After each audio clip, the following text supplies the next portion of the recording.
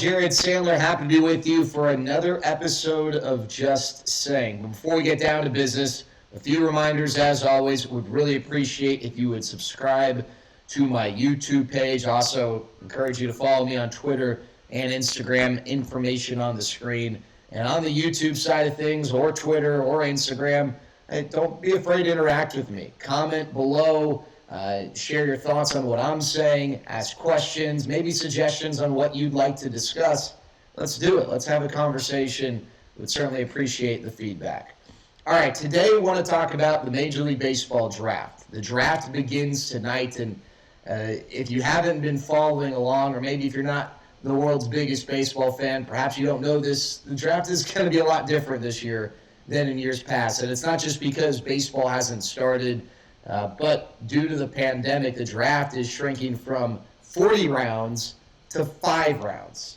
All right, that's a big difference, and we're going to get into some of the nuances of this draft and how it might impact the Rangers, how it's just impacting teams in general. But that's the first thing to know is that tonight's draft, which will feature the first round, and tomorrow rounds 2 through 5, is just a 5-round draft. The Rangers picked 14th overall tonight. So they have the 14th overall pick.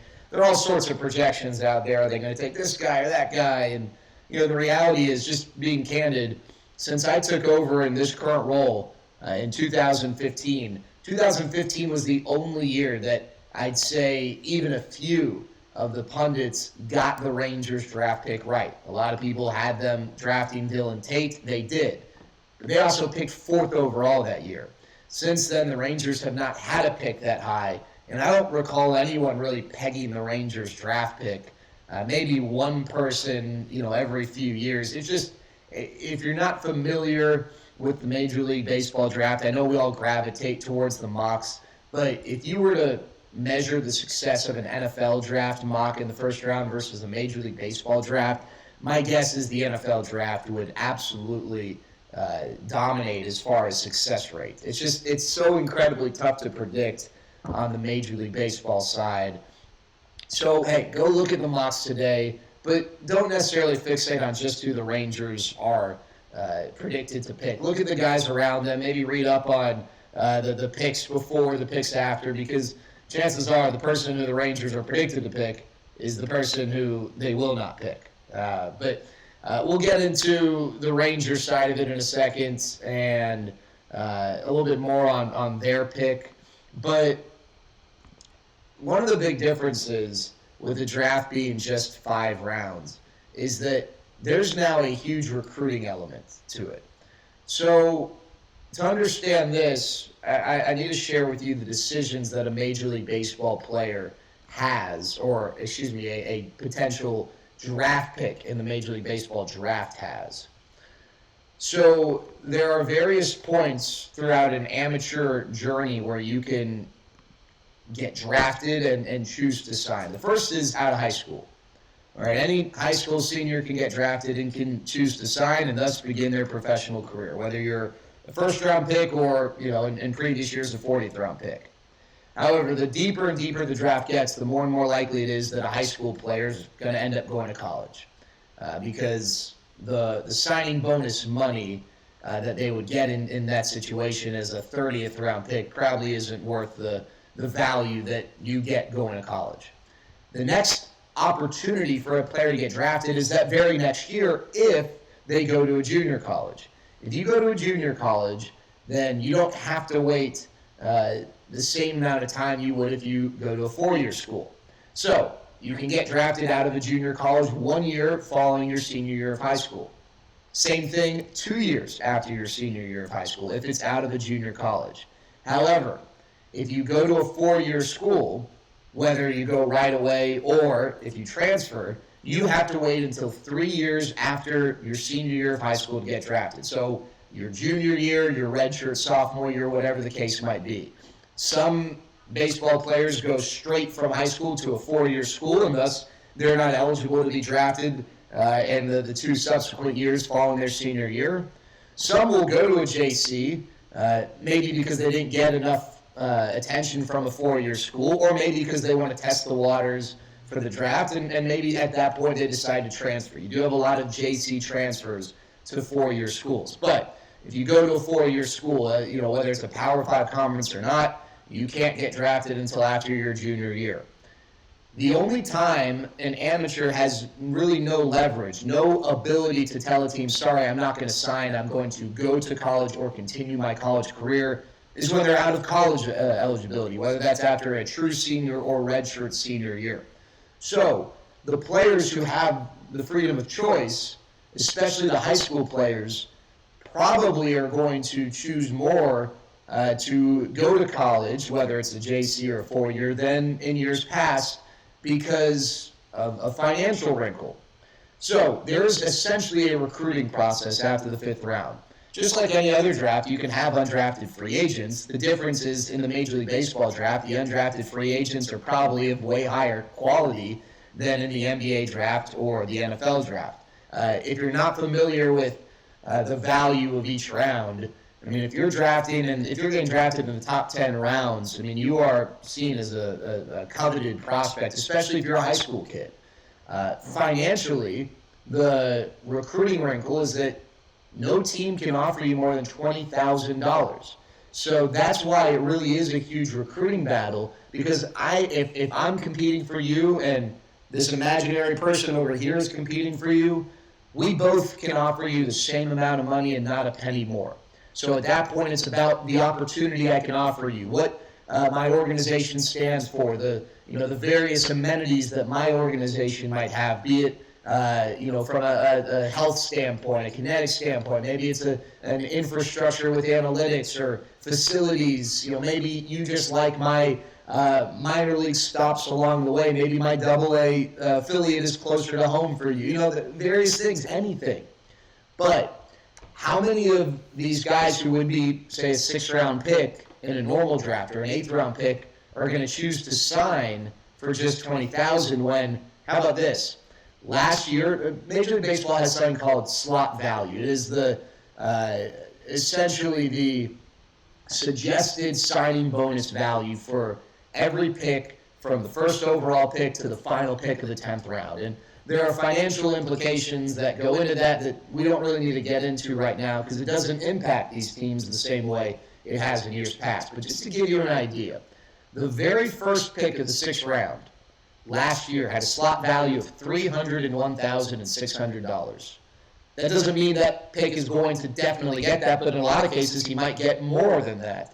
This year, the first pick of the 6th round or the best undrafted free agent can get no more than $20,000. That's a difference of $280,000. What about the last pick of the 10th round? Slot money for the last pick of the 10th round last year? $142,200. So still, that's a delta of over $120,000. So the question a lot of these kids with leverage, with the ability to not sign, have to ask themselves, do I want to begin my professional journey now for a much lower signing bonus, or do I want to wait a year or 3 years or whatever it might be and get a value more befitting of my skills? Well, now this becomes just like anything else. It's a roll of the dice. They're betting on themselves. My guess is a high school kid maybe be more inclined to go to junior college and just take 1 year to bet on themselves if they would otherwise have signed out of high school. Because next year, the draft, while it's not guaranteed to go back to 40 rounds, will be no shorter than 20 rounds. So that 6th-round pick is now going to be in a position to get 6th-round money. And the reason the signing bonus is so huge, again, a lot more has been made about this recently, but minor league players don't make nearly anything. Their salary is embarrassingly low. So the life raft that these guys get, and for some of them, the money that is life-changing, whether or not they play a day in the major leagues or not, is that signing bonus money. I mean, a first-round pick is still going to get first-round pick money, but last year the slot value for the first overall pick was over $8 million. Now, the first overall pick oftentimes makes the majors, but let's just say something happened and that player did not make the majors. Well, they fight in the minor leagues for 4 years. They're making nothing, but that $8 million is awfully nice. Well, for an 8th-round pick, Let's say I'm just pulling up the first pick of the 8th round, slot value of nearly $200,000. Well, that's not money that's going to, carry them throughout their entire life. But let's say for the next 4 years, they play minor league baseball and then they get hurt or it's just not happening. At least they're not walking away with nothing. They still got a $200,000 signing bonus. Well, now an undrafted free agent under the same circumstance only got a $20,000 signing bonus. So the recruiting battle is going to be huge, but it's not just teams recruiting against one another. They're recruiting against the leverage, the decision for a player to go back. In theory, when we talk about betting on a player's own self, we always think of, well, if they play even better, they can earn more money. That certainly is the case with these guys. But even if Joe undrafted free agent, say, a mid-7th round undrafted free agent who has a slot value of a little over $215,000, goes to a JC and sits out the year, has a fake injury, or maybe, they just having a good year. It's not like they're rising up the charts. By waiting a year, they're earning around $200,000 just in signing bonus value, as long as their value doesn't drop. Now, injuries, bad performances, that's the risk they take, but those are some of the tough decisions that these kids are going to have to make. Another interesting wrinkle to this is the NCAA does have a scholarship limit for baseball teams. So it's not like all these kids can now flock to a Division I school because while they've committed somewhere, a lot of these schools know that, usually your commitment is not going to be fulfilled because you're likely to sign. Now, things have changed. Things are going to have to be altered, but that's another thing to consider. Just a part of the conversation is whether it's the kids who would otherwise have signed as a 7th-round pick or the kid who had no chance of signing but got one of the scholarships that a D1 program didn't think they were going to have to use on a kid who was going to sign. Someone's going to be out of luck there from a scholarship standpoint. The other thing, and this is unfortunate, there are probably some multi-sport studs right now who otherwise would choose baseball, but they're going to end up going a different route. The example I think of first is Carl Crawford. Now, Carl Crawford was, I think, a 1st or 2nd-round pick, and that player will still likely sign. But Carl Crawford out of high school had a chance to be a quarterback in Nebraska and a point guard at UCLA. They both had scholarship offers out to him. He had scholarship offers in all 3 sports, really. Well, when he was drafted in I think it was the 1st round, maybe the 2nd, he got a heck of a lot of money and decided, all right, hey, I'm going to take this money and I'm going to begin my professional baseball career. The tiebreaker sometimes does favor the immediate money. Well, the 6th-round pick that could get, a few $100,000, and if a team is trying to really keep them from going to college out of high school, they can go way above slot money. That a lot of times is going to keep a player from maybe testing the waters in D1 football or D1 basketball. But, now a lot of teams aren't going to have that ability. All right, let's just quickly take a look at this from a Rangers angle. So the Rangers, like I mentioned, have the 14th overall pick. A lot of people have the Rangers taking the lefty out of Tennessee, Garrett Crochet. Some people believe that he's only he's probably going to be a reliever, but could be a dominant reliever. They compare him to Josh Hader. Some people also tie them to a right-handed pitcher out of high school named Nick Bitsko. But I don't know. For me, for whatever reason, I think they're going to mimic what they did last year and look for a college bat. I don't know, for sure if that's the case. It just seems that's the sense I'm getting. The Rangers, when you analyze the NFL draft, you look at need.